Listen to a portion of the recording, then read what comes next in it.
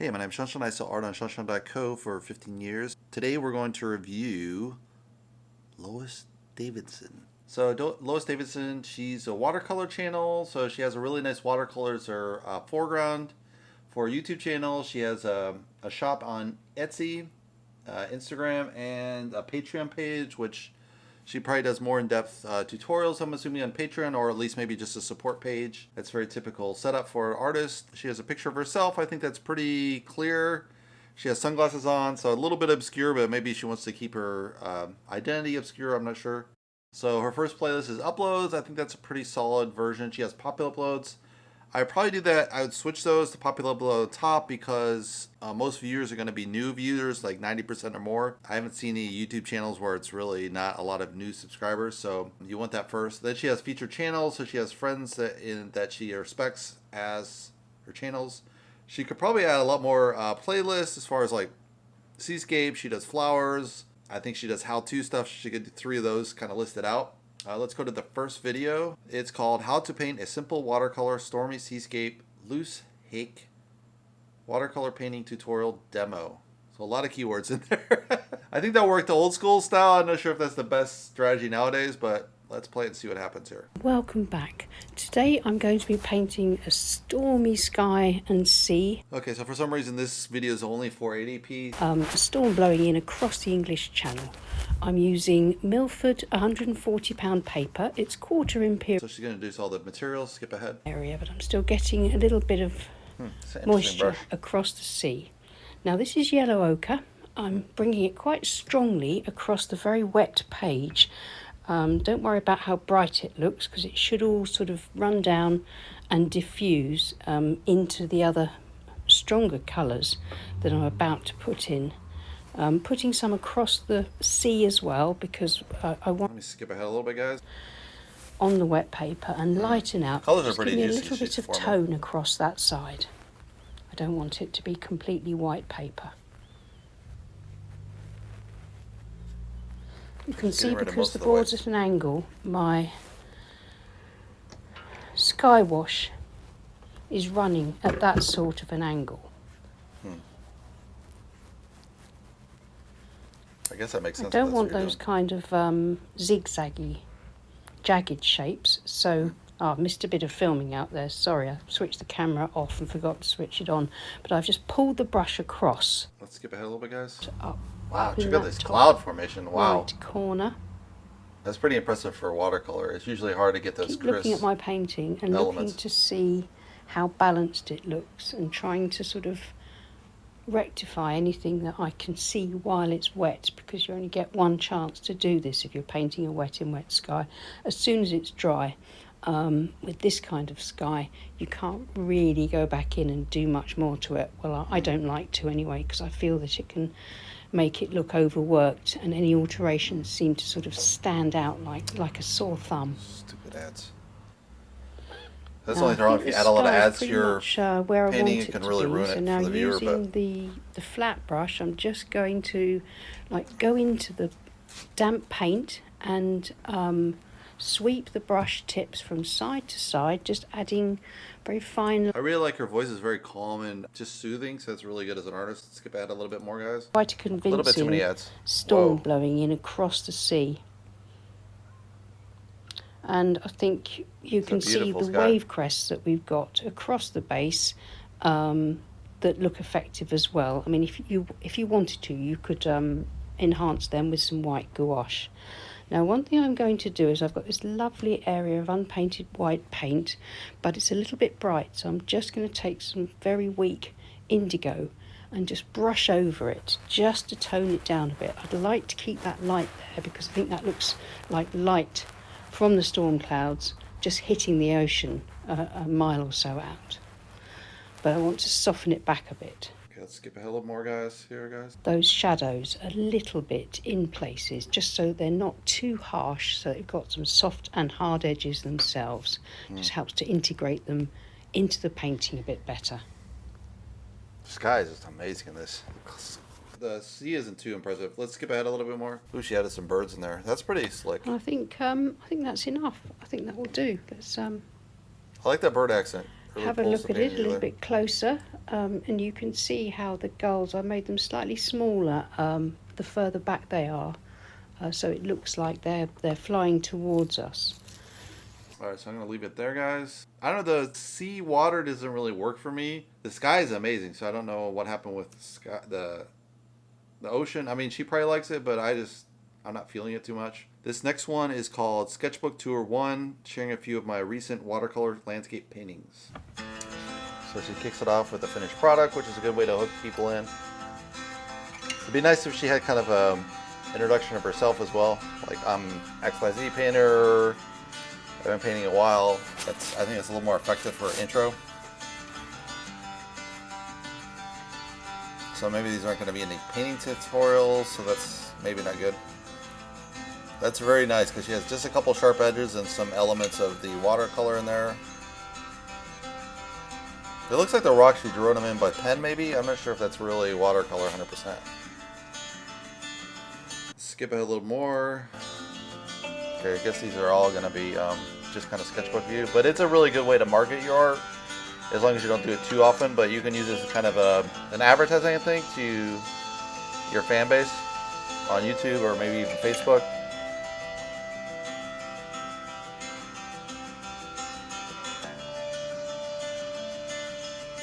Yeah, some of her elements really work and some of them are kind of like, eh. I guess it's a little bit too abstract for me in some areas. Like I would need a little bit more tightness to kind of make sure. I like the blurriness, but you got to have kind of certain elements got to come together to make it work, I think. This is kind of fun. It's very abstracted. Which watercolor can be obviously very abstract. I guess it's a really short video. Let's go to the next one. This is called Paint Simple Reflections Watercolor Landscape Painting Tutorial. Boat Ships, Harbor Line, and Wash. That one guy who said the wash. And welcome back. Today I'm going to be showing you how I painted this simplified watercolour line and wash from a rather blurry and complicated photograph that I took of my local harbour, Shoreham Harbour. The main thing I'm going to do is exclude the large boat in the foreground, That's pretty ugly. I'm also going to use my artistic license to make Aldrington Basin a bit wider than it is. So here is the sketch. Yeah, so this is one of the key things you want to do as an artist. You want to edit the scene. A lot of artists, they'll just copy straight from the photo and keep every single element. It's like, no, you want to edit out the elements that don't work. You know, rearrange it. You can do it like you were doing a brand new painting and just use it for reference. And so you just pick and choose certain elements you want to do from the photograph and really improve it from the photograph to the painting. This is a key thing a lot of artists really miss, which I think you should do. And then I'm going to go over the sketch with waterproof fine liners, and that will give me the line part of my line and wash. The photograph and the pencil drawing and the line work are all available to download on my Patreon site. Okay, skip ahead to the painting part. To cut around my buildings, making sure that I keep those areas dry, because I don't want the wet in wet wash to run into them. I shall paint them in later. This will help me to keep some definition, but I want a lovely soft wash for the sky and the water. Makes sense. Gonna have that nice tight detail and then. So this is cobalt blue, and I've greyed it down a bit with some Payne's grey just to sort of neutralise it and bring it down a little bit so it's not quite so sort of bright blue. Cobalt can be beautiful, but it can be a little bit too blue sometimes. So the addition of a bit of Payne's grey just helps to neutralise that blue a little bit.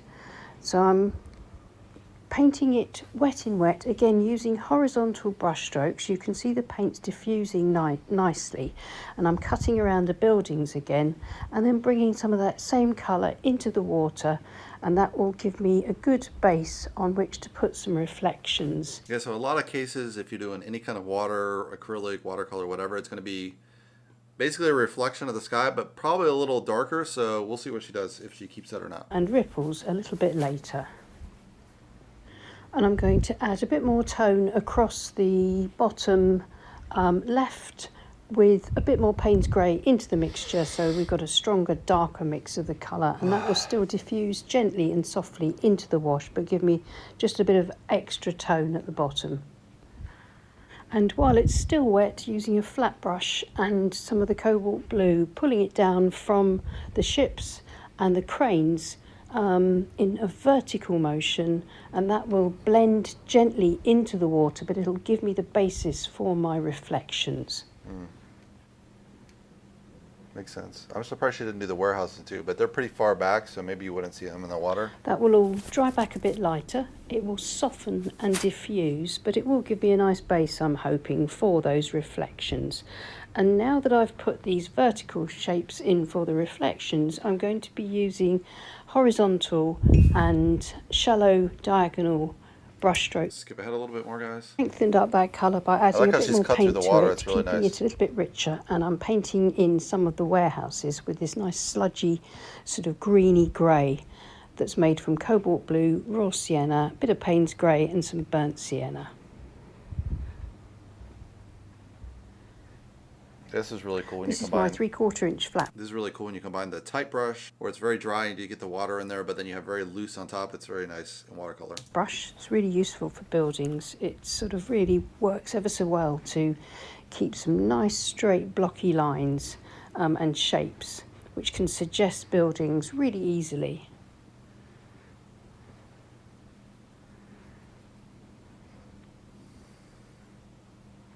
And then I've added a bit of Payne's grey to the mix. I'm dropping it into the wet paint. It will run down because my board's at an angle of 45 degrees, and just add a little bit of shadow, a bit of variation and sort of weathering to the warehouses, but without being too fussy.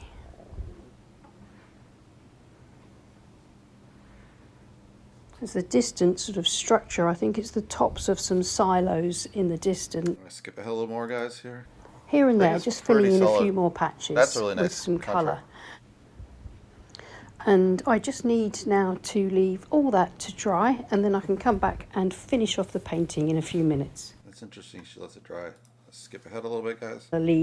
Reflect with these sort of faint wiggly lines from the ships. I shall reflect their masts, keeping it nice and subtle. That's really well done. The water is really amazing here. Just a few small little spots and specks here and there of the vermilion, not quite as rich as on the hull of the ship. Here and there, just across the harbour, across the dock side, just a bit of something and nothing, just to add a bit more detail to the focal point. And finally, the ship behind the red one is blue, so a bit of cobalt blue just in the little part of that ship that you can see behind the red one. And we're nearly finished, so just a few more details. It's interesting, she's getting the water way better this time than the last time, so let's skip ahead a little bit. In an in-depth tutorial on doing the line work and a downloadable copy of the photograph, the line work and the sketch, then follow the link to my Patreon page below. Okay, so that's pretty nice. Let's go check out her Etsy site. So I, in general, wouldn't recommend to do only Etsy. I would recommend Etsy as like one of the online marketplaces, but you should always have it point to your website because you can control that. Etsy might disappear, Facebook might disappear. I myself, I had Twitter disappear for 2 months. I lost 12,000 fans. I got them back, but it's like 12,000 fans I don't have in my control. Same thing with MySpace. I had a big MySpace account for my art. That's all gone. I developed a Tumblr account. That's kind of like not really used that much anymore. I have a Flickr account. That's kind of not there anymore. So all these social media kind of evolve over time. So you don't want to put all your eggs in one basket by having your shop only on Etsy, for example. But let's see, check this out. She has a really nice landscape. I think that matches what she has. Let's see if it matches. Yeah, it's very similar to what she has on YouTube. So that's really nice branding. Have the same painting so you get that feel. Owls and Flowers Art. So it's kind of a keyword trigger type of way to name the website, which is pretty smart, I think, from a SEO stance. She has original art and she does art supplies too. Here you have a picture of her with her glasses normal. She has some feature items. Pretty reasonable prices, not too expensive. Let's see this one. It's $200, or is it from 15 by 11? So not too bad. I think my size would be 75 at this roll, so Pretty reasonable price, I think, for the. She's a really high quality watercolor. The trick with watercolor is, for whatever reason, the client base usually values oil and then acrylic, then maybe graffiti down here or something, and then you have watercolor down at the bottom and drawing below that, which is totally weird because watercolor is way harder than acrylic or oil, I think, to really master it, because you have the very blur effects and you have the really tight, and you have to kind of combine those two, and a lot of people can't do those two effects. Just looking at this, she has a nice, you get a nice look on the wall, see what it looks like, so that's a really good combination. She has a detail shot. The only problem with this is if you go like to one of these links, you probably see this bounces right out of her website onto some other crap, right? So this is really problematic. By doing an Etsy site, people can get easily distracted, and now I'm on some other dude's site I didn't even know, and I just hit 2. It's very easy to pop out of that. It's not, I don't have anything about being on Etsy. I think it's good I'm on Etsy, but you do have that issue where you can really easily pop out of the store, so that's not good at all. I don't know if this is hers or not. Maybe it is. No, I don't. Maybe it is. I'm not sure. See, maybe this is her stuff. I don't know if it's her stuff or not. So it gives you a good platform to sell from stuff, but it's easy to get lost. I don't know if this is her website. I don't think it's her website anymore.